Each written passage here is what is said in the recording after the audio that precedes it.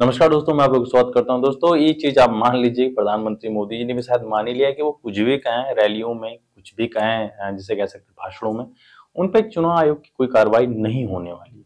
भले ही कांग्रेस के लोग चुनाव आयोग के जो ऑफिस है उसके सामने धरना दे दे, बैठे रह जाए, उनपे जिसे कह सकते हैं कि प्रधानमंत्री नरेंद्र मोदी जी पे कोई कार्रवाई नहीं होने वाली है। दोस्तों, अपने रैलियों में प्रधानमंत्री जी केवल भड़काऊ भाषण और धर्म के सिवा कोई बात भी नहीं कर रहा।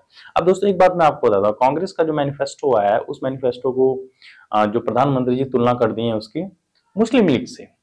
अब दोस्तों, मुझे ये समझ में नहीं आ रही कि प्रधानमंत्री जी ने उस मैनिफेस्टो को पढ़ा भी है कि नहीं पढ़ा, क्योंकि उसमें तो केवल अधिकारों की बात की गई है, व्यक्तियों की स्वतंत्रता की बात की है, जातिगत जनगणना की बात की गई है। तो ये सब चीजें तो जनता के लिए फायदेमंद की चीजें हैं ना, तो उसमें मुस्लिम लीग कैसे अटैच हो जाता है, आप बताइए ना। क्योंकि मुझे ये समझ में नहीं आया कि अगर लोगों के अधिकार की बात किया जाए, लोगों के हकों की बात किया जाए, उस मैनिफेस्टो में क्लियरली यही सब चीजें हैं, तो इससे प्रॉब्लम क्या हो सकती है और कहां से इसमें मुस्लिम लीग वाला सिस्टम जुड़ सकता है।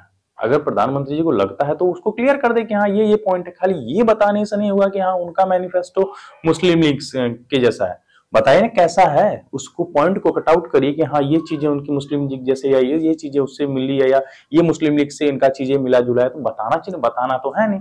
और टीवी पे डिबेट करा देंगे कि टीवी के लोग जैसे कह सकते हैं प्रधानमंत्री जी की एक बाइट मिलती है, उस बाइट को पूरा बढ़ा चढ़ा के दिखाएंगे, हाँ भाई कांग्रेस का जो भी कर रहे हैं सब गलत कर रहे हैं। और इसी मुस्लिम लीग वाले जिसे कहते हैं कि जो प्रधानमंत्री जी के बयान पे पवन खेड़ा ने जिसे कहते हैं कटाक्ष किया, उन्होंने कहा है कि लोगों के अधिकारों की बात करना मुस्लिम लीग वाली बात तो है नहीं। उन्होंने बिल्कुल मिला जुला के प्रधानमंत्री से यही सवाल किया है कि अगर कुछ है इसमें कमी तो बताइए ना, बताइए ना।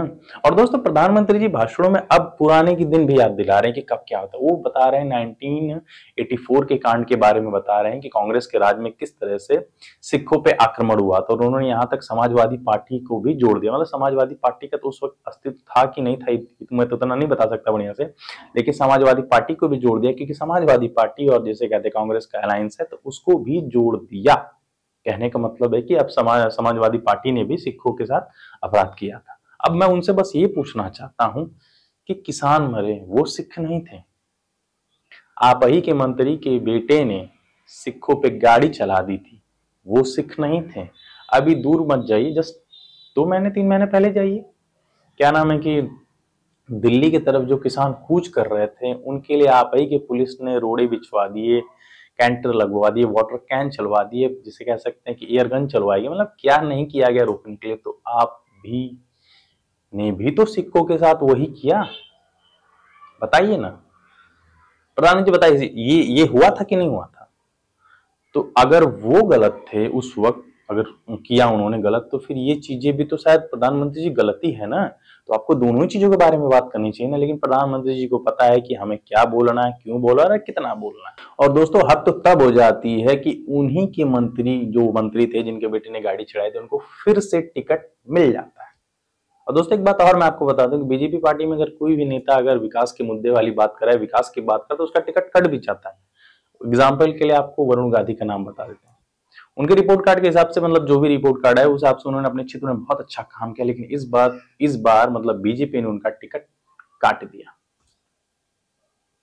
बहरहाल दोस्तों, बस वीडियो कैसा लगा लाइक शेयर कमेंट करके जरूर बताएगा दोस्तों। और एक सवाल आप लोगों से रहेगा, क्या चुनाव आयोग जो नींद से जागेगा कि नहीं जागेगा, कुछ कार्रवाई करेगा कि नहीं करेगा।